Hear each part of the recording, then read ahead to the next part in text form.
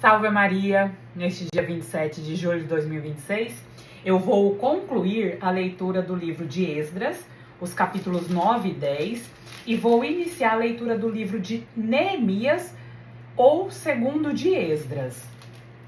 Os casamentos mistos. Após todos esses acontecimentos, os chefes aproximaram-se de mim e disseram-me: o povo de Israel, os sacerdotes e os levitas, não se conservaram afastados dos habitantes desta terra. Imitaram as abominações dos cananeus, dos heteus, dos ferezeus, dos jebuseus, dos amonitas, dos moabitas, dos egípcios e dos amorreus. Tomaram entre as filhas deles mulheres para si e para seus filhos. Assim, a raça santa misturou-se com a dos habitantes dessa terra. Os chefes e os magistrados foram os primeiros a dar a mão a essa transgressão. Ouvindo essas palavras, rasguei minha túnica e a capa, arranquei os cabelos da cabeça e a barba e me sentei consternado. Ao redor de mim reuniram-se todos aqueles que temiam as palavras do Deus de Israel, por causa da transgressão dos filhos do cativeiro. Quanto a mim, fiquei sentado e angustiado até o sacrifício da tarde. Na hora da oblação da tarde, levantei-me de minha aflição com minhas vestes e meu manto rasgados. Então, caindo de joelhos, estendi as mãos ao Senhor meu Deus e disse: meu Deus, estou coberto de vergonha e de confusão para levantar minha face para vós, meu Deus. Porque as nossas iniquidades acumularam-se sobre nossas cabeças, e nosso pecado chegou até o céu. Desde o tempo de nossos pais até o dia de hoje, temos sido gravemente culpados. Por causa de nossas iniquidades, fomos escravizados, nós, nossos reis e nossos filhos. Fomos entregues à mercê dos reis de outras terras, à espada, ao cativeiro, à pilhagem e à vergonha que nos cobre ainda hoje. Entretanto, o Senhor nosso Deus testemunhou-nos por um momento a sua misericórdia, permitindo que subsistisse um resto dentre nós, e concedeu-nos um abrigo em seu lugar santo. Nosso Deus quis assim fazer brilhar nossos olhos, a sua luz, e nos dar um pouco de vida no meio de nossa servidão. Sim, somos escravos, mas nosso Deus não nos abandonou em nosso cativeiro. Ele nos concedeu a benevolência dos reis da Pérsia, dando-nos vida bastante para reconstruir a morada de nosso Deus, reerguer as ruínas, e também nos concedeu um abrigo seguro em Judá e em Jerusalém. Agora, ó Deus nosso, que mais poderemos dizer depois de tudo isso? Abandonamos os mandamentos que vós nos destes por meio de vossos servos, os profetas, que diziam: a terra em que ides entrar para dominar como possessão vossa é uma terra de impureza, contaminada pelas imundícies dos povos dessas regiões, pelas abominações e impurezas com que a encheram de uma extremidade à outra. Não deis, pois, vossas filhas a seus filhos, nem tomei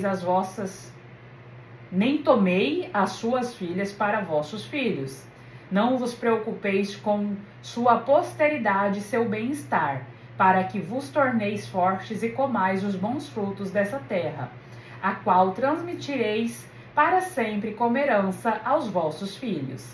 Depois de tudo que nos aconteceu por causa de nossas más condutas e ações, nossa grande culpabilidade, vós nos conservastes, ó nosso Deus, mais do que mereciam as nossas iniquidades, e deixastes subsistir um resto dentre nós. Poderíamos recomeçar a violar vossas leis, aliando-nos a esses povos abomináveis? Não vos irritareis contra nós, até nos exterminar sem deixar um sobrevivente que pudesse escapar? Senhor Deus de Israel, vós sois justo, porque presentemente nada mais somos do que um resto de sobreviventes. Ei-nos aqui diante de vós, com nossa falta, porque não poderíamos subsistir em vossa presença depois do pecado. Enquanto Esdras, prostrado diante da casa de Deus, fazia chorando esta prece e esta confissão, foi-se reunindo em torno dele uma multidão numerosa de israelitas. Eram homens, mulheres e crianças, todos chorando. Então Sequemias, filho de Jaiel, dos filhos de Elã, tomou a palavra e disse a Esdras: Nós pecamos contra o nosso Deus, tomando por mulheres as estrangeiras pertencentes ao povo da terra. Entretanto, resta ainda uma esperança para Israel. Façamos agora uma aliança com nosso Deus. Proponhamo-nos a mandar de volta todas as mulheres e seus filhos, de conformidade com teu conselho, e o daqueles que têm respeito pelos mandamentos de nosso Deus, e que seja feito segundo manda a lei. Levanta-te, pois, para regulamentar este trabalho. Estaremos contigo. Coragem e mãos a obras. Então Esdras levantou-se e fez com que os chefes dos sacerdotes, dos levitas e de todo Israel jurassem que agiriam como acabava de ser dito. E todos juraram. Depois, deixando a casa de Deus, foi ao quarto de Joanã, filho de Eliasibe. Tendo entrado ali, permaneceu sem comer nem beber, porque chorava o pecado dos filhos do cativeiro. Publicou-se então em Judá e em Jerusalém que todos os filhos do cativeiro viessem reunir-se em Jerusalém. Quem não comparecesse dentro de 3 dias, conforme as ordens dos anciãos e dos chefes, veria confiscados os seus bens e seria excluído da assembleia dos filhos do cativeiro.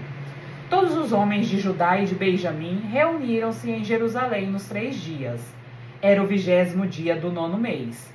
Todo o povo que se encontrava na praça do templo de Deus tremia, não só pela gravidade da circunstância, mas também porque estava chovendo. Esdras, o sacerdote, levantou-se e disse-lhes: Vós pecastes tomando mulheres estrangeiras, agravando assim a culpa de Israel. Agora, compenetrai-vos de vossa falta diante do Senhor, o Deus de nossos pais, e fazei a sua vontade. Separai-vos dos povos desta terra e das mulheres estrangeiras. Toda a assembleia respondeu em alta voz: Sim, devemos proceder como dissestes. Mas o povo é numeroso, e é a estação das chuvas, e não é, pois, possível ficar-se ao ar livre. Além disso, não é trabalho de 1 ou 2 dias, porque cometemos uma grande transgressão nesse assunto. Que nossos chefes fiquem aqui para representar a Assembleia inteira, e todos aqueles que, em nossas cidades, receberam em suas casas 1 ou mais mulheres estrangeiras, se apresentem nas datas fixadas, com os anciãos de cada cidade e os seus juízes, até que consigamos apartar de nós o fogo da cólera de nosso Deus, por causa dessa questão. Só Jonatas, filho de Azael, e Jaazias, filho de Tiqua, se apresentaram para contradizer essa ordem, apoiados por Mesolã e Sebetai, o levita. Os filhos do cativeiro, porém, conformaram-se. Esdras, o sacerdote, e alguns homens, chefes de família segundo suas casas, todos designados por seus nomes, puseram-se de parte e, sentando-se, começaram a examinar a questão no 1º dia do 10º mês. No 1º dia do 1º mês, resolveram a questão dos homens que tinham desposado mulheres estrangeiras. Entre os filhos dos sacerdotes encontravam-se alguns que haviam desposado mulheres estrangeiras, a saber, filhos de Josué, filho de Zedeque e de seus irmãos, entre os quais Maasias, Eliezer, Jaribe e Godolias. Estes se comprometeram a repudiar suas mulheres e ofereceram carneiro pela expiação de sua falta. Dos filhos de Emer, Hanai e Zabadias. Dos filhos de Harim, Maasias, Elias, Semeias, Jaiel e Osias. Dos filhos de Fazur, Elionenai, Maasias, Ismael, Natanael, Josabede e Elasa. Entre os levitas, Josabede, Semei, Selaías, chamado também Selita, Petaias, Judá e Eliezer. Entre os cantores, Eliasibe. Entre os porteiros, Selum, Telém e Uri. Entre os israelitas dos filhos de Fários, Remeías, Gesias, Melquias, Miamim, Eleazar, Melquias e Banaías.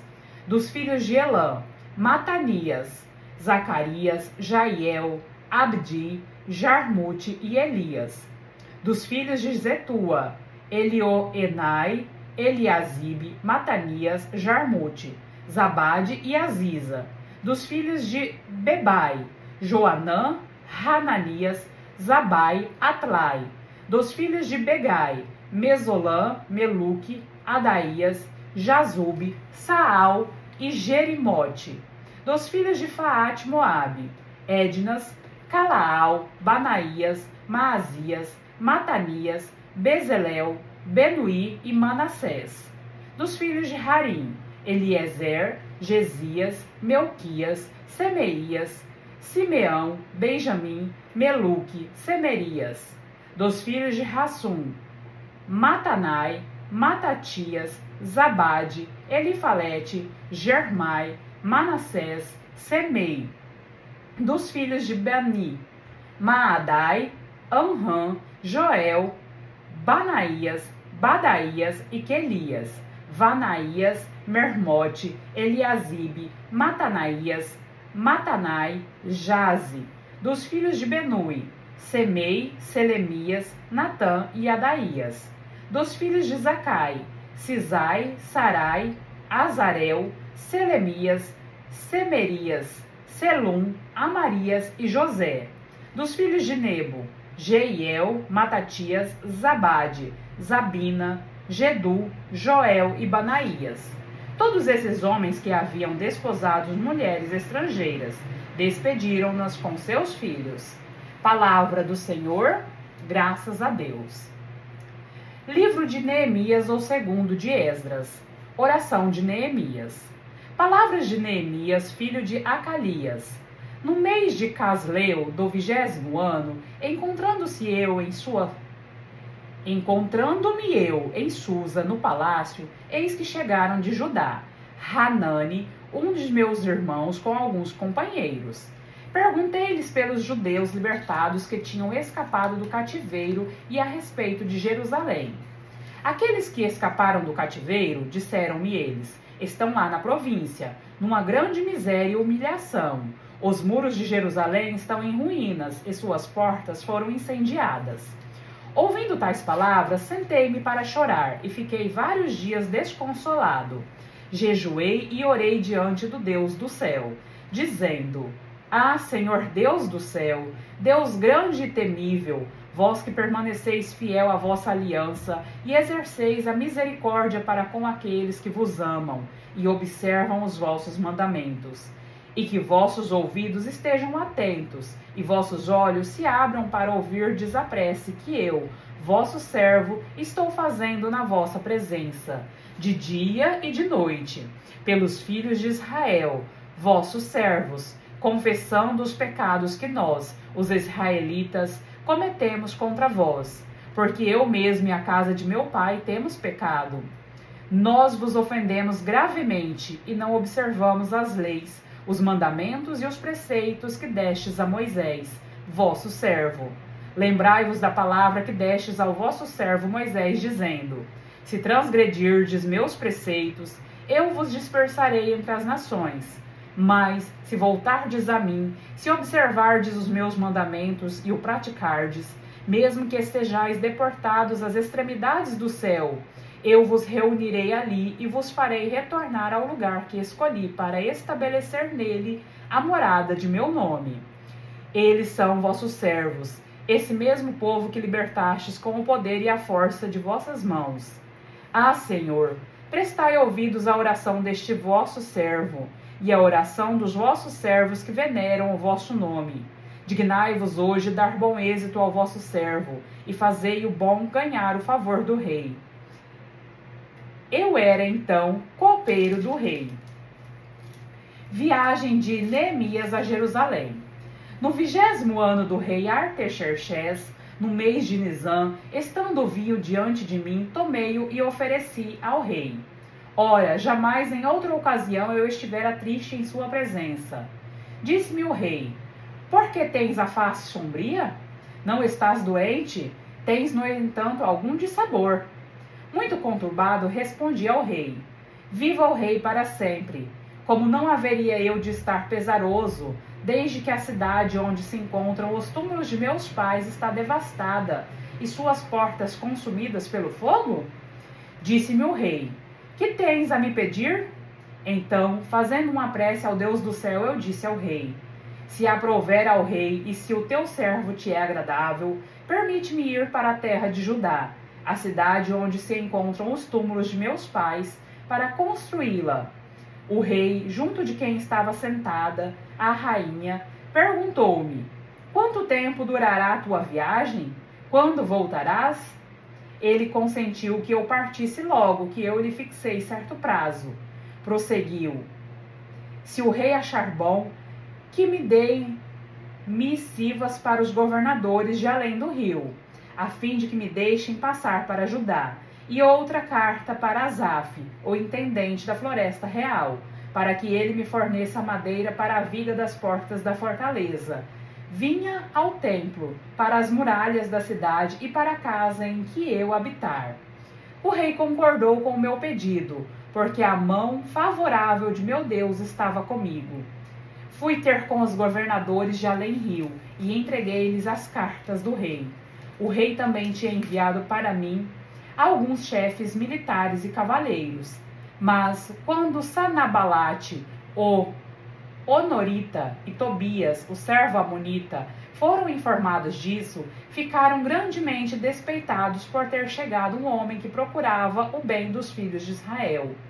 Cheguei a Jerusalém e, depois de ter passado ali 3 dias, levantei-me durante a noite acompanhado de um pequeno grupo de homens, sem dizer a ninguém o que o meu Deus me tinha inspirado fazer por Jerusalém. Não tinha comigo outro animal senão aquele em que montava. Saí à noite pela porta do vale e dirigi-me à fonte do dragão e à porta da esterqueira. Verifiquei que as muralhas de Jerusalém estavam arruinadas e que as portas estavam consumidas pelo fogo. Prossegui rumo à porta da fonte e à piscina do rei, mas não havia ali lugar onde pudesse passar com a minha montaria. Subi então à noite ao barranco, examinei a muralha. Retomei em seguida o mesmo caminho e reentrei pela porta do vale. Os magistrados ignoravam aonde eu tinha ido e o que queria fazer. Até aquele momento eu nada havia deixado transparecer, nem aos judeus, nem aos sacerdotes, nem aos homens importantes, nem aos magistrados, nem às demais pessoas do povo que se ocupavam dos trabalhos. Disse-lhes então: Vede a miséria em que estamos, Jerusalém devastada, suas portas consumidas pelo fogo. Vinde, reconstruamos as muralhas da cidade e ponhamos termo a esta humilhante situação. Contei-lhes em seguida como a mão de Deus havia protegido, e narrei-lhe tudo o que me tinha dito o rei. Gritaram todos: Vamos, reconstruamos! E com coragem puseram-se a trabalhar nessa obra. Quando Sanabalate, o Horonita, e Tobias, o servo amonita, bem como Gozés, o árabe, souberam disso, zombaram de nós e diziam num tom de desprezo: Que estáis fazendo? Quereis voltar-se contra o rei? Respondi-lhe: O próprio Deus do céu é quem nos fará triunfar. Nós somos seus servos e vamos reconstruir. Quanto a vós, não tendes parte, nem direito, nem lembrança em Jerusalém. Palavra do Senhor, graças a Deus.